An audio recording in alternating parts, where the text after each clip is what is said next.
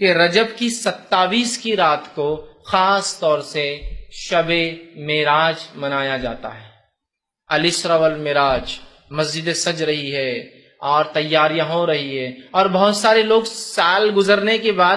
رجب کی 27 کو ان کو یاد آتا ہے اپن مسلمان ہیں، اب رمضان نزدیک آ رہا ہے،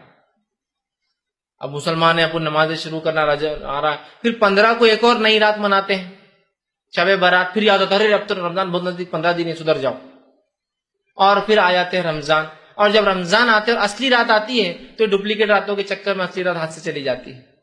شب قدر کو کیسے منایا جا رہا بولنے کی ضرورت نہیں ہے نا۔ تو بہرحال تو رجب میں ایک فضیلت جو اس کی بتائی جاتی جو ہے نہیں، وہ کیا ہے کہ اس میں ایک رات ہوئی جس میں آپ صلی اللہ علیہ وسلم نے سفر کیا، اور وہ جو ہے مسجد حرم سے مسجد اقصیٰ گئے، پھر مسجد اقصیٰ کے آسمانی سفر کیا۔ یاد رکھیے یہ رات تو ہوئی، کب ہوئی وہ نہیں پتا ہے ہم کو، 27 خاص نہیں، کب ہوئی نہیں پتا ہے، یہ واقعہ صحیح ہے کہ آپ صلی اللہ علیہ وسلم کو معراج ہوئی، ٹھیک۔ اب بہت سے لوگ ہوتے ہیں وہ بولتے ہیں کہ جو ہے قرآن کے اندر معراج کا تذکرہ ہے، قرآن کے اندر معراج کا، اس لیے ہم منانا چاہیے۔ قرآن کے اندر الحمدللہ معراج کا تذکرہ کہیں بھی نہیں ہے۔ قرآن کے اندر تذکرہ اسراء کا ہے، قرآن کے اندر تذکرہ اسراء اور معراج کیا ہے بتا دیتا ہوں۔ اسراء کہتے ہیں اس سفر کو جو آپ صلی اللہ علیہ وسلم نے مسجد حرم سے مسجد اقصیٰ طے کیا، یہ اسراء، اور معراج کہتے ہیں اس سفر کو جو مسجد اقصیٰ سے آسمان ہو۔ معراج کا مطلب ہوتا ہے چڑھنا، سیڑھیاں اوپر کی طرف جانا، وہ تذکرہ ہے۔ تو قرآن نے کہیں بھی معراج کا تذکرہ نہیں کیا، اسراء کا کیا۔ سبحان الذی اسریٰ، سورہ جو ہے بنی اسرائیل سورہ نمبر 17 آیت نمبر 1، سبحان الذی اسریٰ بعبدہ لیلا من المسجد الحرام الی المسجد الاقصی الذی بارکنا حولہ لنریہ من آیاتنا انہ هو السمیع البصیر۔ یہ آیت نے فرمایا کہ پاک بابرکت ہے وہ ذات جو لے گیا اپنے بندے کو رات کے ایک حصے میں مسجد حرام سے مسجد اقصیٰ کی طرف، جس کے اطراف ہم نے اپنی برکتیں پھیلا رکھی ہے، تاکہ جو ہے لنریہ من آیاتنا، اپنے بندے کو اللہ کے رسول صلی اللہ علیہ وسلم کچھ نشانیاں دکھائے اپنی، سمجھ رہے آپ۔ تو اسراء کا تذکرہ ہے، معراج کا تذکرہ قرآن میں کہیں بھی نہیں، اور ہم منانے کیا معراج، تذکرہ اسراء کا ہے۔ بہرحال تو یہ واقعہ ہوا، ہم واقعے کا انکار نہیں کریں کہ آپ صلی اللہ آسمان پہ گئے، وہ سفر ہوا، آپ مسجد حرم سے اقصیٰ گئے، آپ نے نماز پڑھائی وہاں امام انبیاءوں کو، وہاں سے پھر جبرائیل علیہ السلام سفر کر کے آپ کو براق میں بٹھا کر آسمانوں کی طرف لے گئے، پہلے آسمان، دوسرا آسمان، تیسرا آسمان، چوتھا آسمان، پانچواں، چھٹا، ساتواں آسمان پہ گیا، اللہ آپ سے ہم کلام ہوا، آپ کو کچھ آیتیں جو ہے سورہ بقرہ کی 2 آخری آیتیں دی گئی، اللہ رب العزت سے کلام ہوا، ابراہیم علیہ السلام سے ملاقات ہوئی، بہت ساری باتیں اس کے اندر آتی ہیں، ہم انکار نہیں کرتے ان کا، لیکن کسی چیز کے ہونا اس کے منانے کی دلیل نہیں ہے۔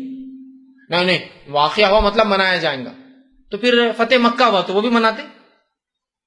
فتح مکہ ہوا تو کیا وہ بھی مناتے، اپنے شہروں سے باہر جا کر پھر اونٹ اور گھوڑوں بیٹھ کے اپنے شہر میں آئیں گے کہ فتح مکہ ہوا تو آج تو منائیں گے۔ جنگ بدر ہوئی جس کو اللہ نے فرقان کہا، یوم الفرقان تھا، اس دن اللہ نے فرق کر دیا کفر میں اور توحید میں، تو کیا اس دن بھی ہم منائیں گے، چپ چپ باہر جا کے جنگ لڑیں گے ایک دوسرے سے، اور کچھ لوگ اور بولیں گے ہاں یہ یوم الفرقان تھا، فتح مکہ منائیں گے کیا، ہوا نا۔ اسی طرح اللہ رب العزت نے صلح حدیبیہ کو کہا، اللہ کے رسول کو جب صحابہ ناراض تھے کہ کیوں آپ نے صلح کی، ہم لڑتے تھے ان سے، اللہ نے کہا کہ ہم نے آپ کو جو ہے فتح مبین عطا فرمایا، انا فتحنا لک فتحا مبینا۔ صحابہ سمجھتے ہار ہے، اللہ کہہ رہا ہے ہم نے آپ کو کھلی کامیابی دی، اور بعد میں پتا چلا جو صلح حدیبیہ کا کیا فائدہ ہوا، تو اب صلح حدیبیہ بھی منائیں گے نہیں، اس دن اللہ نے کہا کہ یہ تو فتح مبین ہے، اور یہ یوم الفرقان ہے، جو ہے جنگ بدر، اور اسی طرح فتح مکہ ہوئی، اسلام کو غلبہ ملا تو وہ منائیں گے، ایسا کریں گے۔ پھر اللہ کے ہجرت کر کے گئے تو ہم بھی سب کہیں تو بھی جا کے آئیں گے، کریں گے کہیں، چیز کا ہونا منانے کی دلیل نہیں ہے۔ تو یہ ہوا واقعہ، اس واقعے کی اگر تفصیلات آپ دیکھنا چاہتے ہیں تو میرا اس پہ ایک مفصل 2-2.5 گھنٹے کا ایک بہت تفصیلی عنوان ہے، شب معراج کی حقیقت اور ہماری بدعتیں،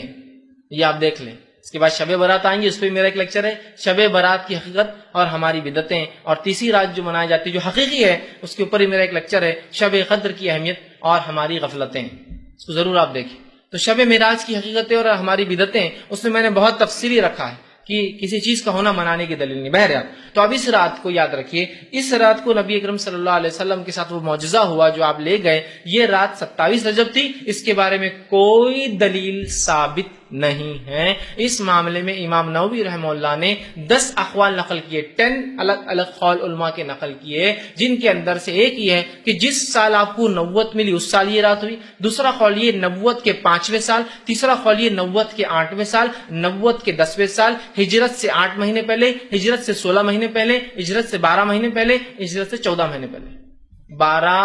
8 12 14 اور 16 مہینے پہلے ہجرت سے، ٹھیک ہے۔ کسی نے کہا رمضان کے مہینے میں ہوئی، کسی نے کہا یہ رجب کے اندر ہوئی، کسی نے کہا یہ شعبان میں ہوئی، کسی نے کہا یہ محرم میں ہوئی،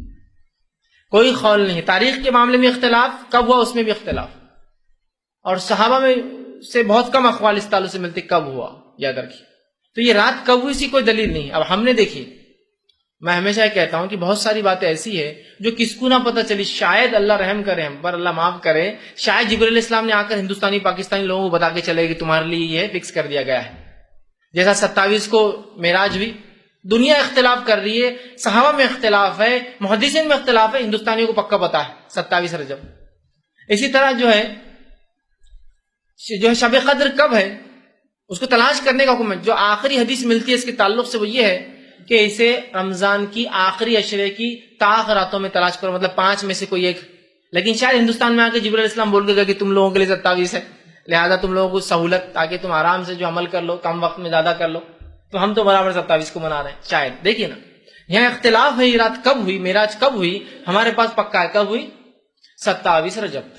اب 27 رجب کو بہرحال دیکھیے کسی چیز کا ہونا اس کے منانے کی دلیل نہیں، اب ہوا اب منانا شروع ہو گیا ہے نا۔ کیسے؟ راتوں کو مسجدیں سجائی جا رہی ہے، نہایا جا رہا ہے، تیار ہوا جا رہا ہے،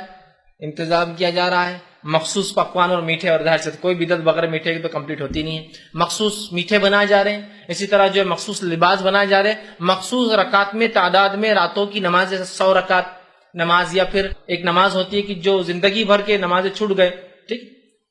جو ہے قضائے عمری پڑھی جا رہی ہے۔ اسی طرح جو ہے صبح اٹھ کر پھر 27 کا روزہ رکھا جا رہا ہے۔ یہ تمام کام بدعت ہے۔ وہ رات ہوئی، وہ واقعہ ہوا، اس کے بارے میں ہمیں فکس نہیں پتا وہ کب ہوئی رات اور کیا واقعہ، مطلب واقعہ تو پتا ہے لیکن وہ رات کب ہوئی، کس مہینے ہوئی، کس سن میں ہوئی، ہمیں نہیں پتا۔ لہٰذا اس رات کو یاد کر سکتے آپ کی وہ واقعہ کیا تھا، لیکن منانا یہ بدعت میں شامل ہوگا۔ تو آپ دیکھیں کس دھڑلے سے اس رات کو منایا جا رہا ہے، جبکہ اس معاملے میں کئی اقوال صحابہ کے موجود ہیں اور کئی اختلاف اس معاملے میں جو ہے موجود ہے، لیکن اس کے بعد بھی 27 کو مخصوص منایا جا رہا ہے۔ مولانا عبدالحی لکھنوی رحمہ اللہ اس تعلق سے فرماتے ہیں، اور وہ کہتے تھے یہ جو بلاد ہند میں، مطلب ہندوستان کے اندر، وہ کہتے ہیں بلاد ہند میں مشہور ہے کہ شب معراج کی صبح کو روزہ رکھنا 1000 روزوں کے برابر ہے، تو یہ بالکل بے بنیاد اور بے اصل ہے۔ سمجھ رہے ہیں؟ تو یہاں ہم دیکھ رہے ہیں لوگ پتہ نہیں کیا کیا اس میں منا رہے ہیں، رات جاگتے ہیں، دن روزہ رکھتے ہیں، 1000 مہینوں کا ثواب، 1000 سال کا ثواب، 120 سال کا ثواب، پتہ نہیں کیا کیا باتیں بیان کی جا رہی ہیں۔ تو یاد رکھیں اس مہینے میں یہ رات معراج جو ہے یہ ہوئی، لیکن یہ کب ہوئی یہ ہم نہیں جانتے، واللہ عالم، اللہ بہتر جانتا ہے کہ یہ رات کب ہوئی۔ یاد رکھیں اب، لیکن ہم مخصوص کر کے دیکھیے کیسے اعمال کر رہے ہیں، کیا کیا افعال کرتے ہیں۔ اور یاد رکھیں جب ہم بدعتوں میں چلے جاتے ہیں، جب ہم بدعتوں میں پڑ جاتے ہیں تو پھر یاد رکھیے معاملہ پھر وہ اتنی گہرائی میں جاتا ہے کہ پھر وہ بدعتیں کہیں رکتی نہیں۔ تو لہٰذا رجب کی 27 کو شب معراج خاص منانا یہ بدعت ہے اور شریعتاً یہ غلط ہوگا۔ رات کا جاگنا بھی ثابت نہیں، اس میں کوئی خاص روزہ ثابت نہیں۔ کوئی آدمی روز رات میں جا کے عبادت کرتا ہے تو وہ بھی کر سکتا ہے، اور کوئی روزہ رکھنے کا عادی ہے اور وہ رکھتا ہے، جیسا کہ مثال تو جمعرات اور پیر کا روزہ رکھتا ہے اور اس دن ہی جمعرات آ جائے تو الگ بات ہے، لیکن خاص طور سے کرنا یہ بدعت میں شمار